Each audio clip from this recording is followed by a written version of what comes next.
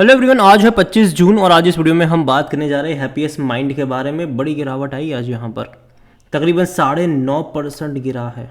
गिरावट की सबसे बड़ी वजह है प्रमोटर ने बिकवाली करी है, बड़ी क्वांटिटी में बिकवाली करी है। बात करेंगे उसके बारे में, लेकिन उससे पहले अगर आपने अभी तक चैनल को सब्सक्राइब नहीं किया है तो प्लीज़ अभी इसे सब्सक्राइब कर लीजिए, क्योंकि आगे भी बहुत सारे वीडियोज़ हैं जो आपको काफ़ी ज़्यादा हेल्प करेंगे। तो हैप्पीएस्ट माइंड अगर आप देखो तो 9.5% का डिक्लाइन है, 830 रुपये के आसपास ट्रेड कर रहा है। एक महीने में तकरीबन 3-3.5% की तेज़ी है। देखो तेज़ी इसने दिखाई थी, एक झटके में बहुत बड़ी तेज़ी थी। सिर्फ 4 ट्रेडिंग सेशन में ये 765 से 910 रुपये पर चला गया था। शानदार रफ्तार थी। फिर कुछ गिरावट भी आई, वापस से तेज़ी आई और आज एक झटके में गिरावट यहाँ पर आ गई। अगर आप एक साल का ग्राफ देखते हो तो देखिए यहाँ पर तकरीबन 12 से 13% का डिक्लाइन है। आईटी सेक्टर में अगर आप देखोगे तो पिछले कुछ टाइम से रिकवरी ज़रूर आई है। पिछले एक साल में डेफिनेटली गिरावट रही, लेकिन पिछले कुछ वक्त में तेज़ी भी दिखाई है आईटी सेक्टर ने, लेकिन हैप्पीएस्ट माइंड में तेज़ी नहीं आई है। और तेज़ी जब भी आई है बीच बीच में आप देखो यहाँ पर तेज़ी आई है, गिरावट आ गई, फिर से तेज़ी दिखाई, फिर से गिरावट आ गई, फिर से बहुत बड़ा अटेम्प्ट करा था। इस बार काफ़ी अच्छा अटेम्प्ट था और शायद ये अटेम्प्ट और बड़ा हो सकता था, लेकिन साथ ही आ गए प्रमोटर अपनी क्वांटिटी बेचने के लिए। यहाँ पर 8.30% का इक्विटी एक्सचेंज हुआ है, बड़ी ब्लॉक डील हुई है और जाहिर से बात है गिरावट आती है इन चीज़ों से। यहाँ पर अगर आप देखोगे तो हैप्पीएस्ट माइंड में अगर आप देखो तो तकरीबन 1075 करोड़ रुपए के आसपास के रुपयों के ब्लॉक डील्स हुई है। अराउंड 1.27 करोड़ शेयर्स, जो कि 8.30% इक्विटी होता है, ये एक्सचेंज हुआ है 847 रुपीज़ पर शेयर के हिसाब से। और अभी अगर हम देखें तो जिस प्राइस पे ब्लॉक डील हुई है उससे नीचे ही शेयर ट्रेड कर रहा है।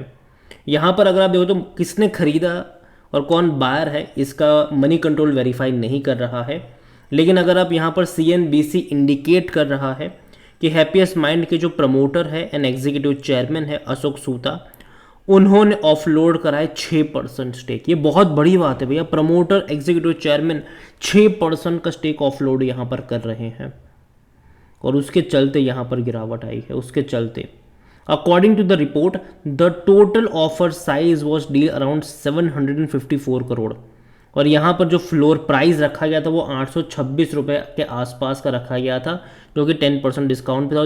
जाहिर सी बात है मार्केट जो है वो उस पर जाने की कोशिश ज़रूर करता है। यहाँ पर अगर आप देखोगे तो Kotak securities has been appointed as a sole broker for the transaction.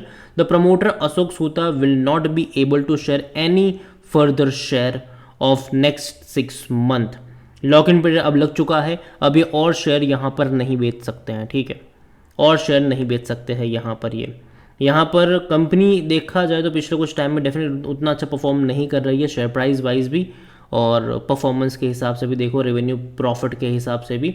आज वॉल्यूम देखोगे तो भैया 2 करोड़ से भी ज़्यादा के शेयर ट्रेड होते नजर आए। जनरली इस कंपनी में इतनी बड़ी ट्रेडिंग नहीं होती है, लेकिन ब्लॉक डील थी भाई साहब, जाहिर सी बात है देखने को मिला हमें ये। और यहाँ पर ऑल टाइम हाई था 1580 का, लो था 307 रुपये का। मार्केट कैप इसका 12,600 करोड़ के आसपास देखने को मिल जरूर रहा है। कंपनी को लेकर देखें तो according to Moneycontrol user 67% लोग कह रहे खरीदारी करो, 8% लोग कह रहे बेचो और भाग जाओ और 25% लोग कह रहे होल्ड करो। यहाँ पर कंपनी डिविडेंड भी अगर हम देखें इनके तो डिविडेंड भी पे करती है, हल्का फुल्का सही लेकिन पे कर रही है। 3.25 रुपये का इस साल पे करा है, उससे पहले 2.50 रुपये का पिछले साल पे करा था इन्होंने, तो डिविडेंड तो अच्छा पे कर रही है। अभी बोनस की कोई हिस्ट्री इसकी देखने को नहीं मिली। अगर हम इनके रेवेन्यू देखें तो इंक्रीज ज़रूर हुए हैं, अगर हम इनके प्रॉफिट्स देखें तो वो भी इंक्रीज ज़रूर हुए हैं। अगर हम एनुअल बेस पे देखते हैं तो ठीक है, अगर आप क्वार्टर ऑन क्वार्टर देखेंगे तब हमें क्लियर पिक्चर भी पता चलेगा। यहाँ पर अगर हम वैल्यूएशन की बात करें तो महंगा है। देखिए 1600 रुपये 1500 रुपये के लेवल से गिरकर आया है, ये आधा हो चुका है, लेकिन फिर भी महंगे वैल्यूएशन के ऊपर बैठा है। 48 का पी रेशियो है, सेक्टर पी तकरीबन 30 का है, महंगा डेफिनेटली है। यहाँ पर करेक्शन में खरीदारी के मौके भी बनेंगे, लेकिन करेक्शन अभी और फर्दर यहाँ पर आना चाहिए, दोबारा ये 700 रुपये के लेवल पे जाना चाहिए। यहाँ पर अगर हम 66% एनालिस्ट कहते हैं खरीदारी करो, फिनेंशियल्स अगर हम देखें इस कंपनी के, तो लास्ट क्वार्टर के नंबर अच्छे थे, तकरीबन 455 करोड़ के आसपास का रेवेन्यू था और तकरीबन 72 करोड़ का प्रॉफिट था, जो कि इनके पिछले कुछ क्वार्टर के मुकाबले काफ़ी अच्छा था, क्योंकि इनके पिछले कुछ क्वार्टर में जो प्रॉफिट था वो मुश्किल से 50 करोड़ 55 करोड़ के आसपास का रहा है। तो ये सीधा 72 करोड़ का प्रॉफिट का जंप डेफिनेटली काफ़ी अच्छा था, इनके मार्जिन में इम्प्रूवमेंट शो करता है ये। और रेवेन्यू भी देखो तो धीरे धीरे बढ़े, देखो बहुत तेज़ी से नहीं बढ़ रहा है। तकरीबन दिसंबर 2021 में जहाँ रेवेन्यू इनका तकरीबन 290 करोड़ का था, प्रॉफिट जहाँ 48 करोड़ का था, वो धीरे धीरे इनका रेवेन्यू 310 करोड़ गया, फिर 330 करोड़ गया, फिर 360 करोड़ गया, फिर 375 करोड़ गया, फिर 385 करोड़ गया, फिर 405 करोड़ गया, फिर 430 करोड़ गया, फिर 435 करोड़ और भी 455। तो धीरे धीरे ही सही, लेकिन बहुत ही स्टेडीली इनका प्रॉफिट बढ़ रहा है। लेकिन आने वाले क्वार्टर इंपॉर्टेंट भी रहेंगे कि ये और बढ़ता भी है कि नहीं। और प्रॉफिट इनके रेवेन्यू बढ़ रहे हैं और प्रॉफिट भी अगर आप देखोगे तो कई बार अप्स एंड डाउन्स आए ज़रूर हैं इनके प्रॉफिट्स में, लेकिन लास्ट क्वार्टर के नंबर इनके प्रॉफिट वाइज काफ़ी अच्छे रहे। अब देखना ये है कि नेक्स्ट क्वार्टर में क्या नंबर्स देखने को मिलते हैं। शेयर होल्डिंग के बारे में देखें तो प्रमोटर की होल्डिंग 50.24% की है और प्रमोटर अगर आप देखो तो बेच रहे हैं पहले भी। जून में जहां प्रमोटर की होल्डिंग 53.24% की थी, आज बेच के 50.24 पर आ गए। म्यूचुअल फंड्स अगर आप देखते हो तो भैया म्यूचुअल फंड्स यहाँ पर 0.78% से बढ़कर 1.32 पर आए हैं। डोमेस्टिक भी 0.48 से बढ़कर ये भी 1.26 पर आए हैं।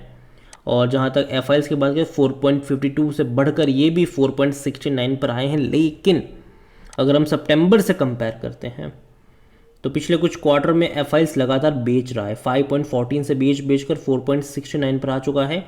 और म्यूचुअल फंड भी अगर आप देखो तो 1.33% से घटकर 1.32 पर आया है। सेम चीज़ डोमेस्टिक ने हालांकि उन्होंने सिर्फ थोड़ी बहुत खरीदारी करी है। यहाँ पर ज़्यादातर क्वांटिटी जो लेकर बैठे हैं प्रमोटर के बाद वो रिटेल इन्वेस्टर है, 30.14%, बहुत बड़ी क्वांटिटी है ये।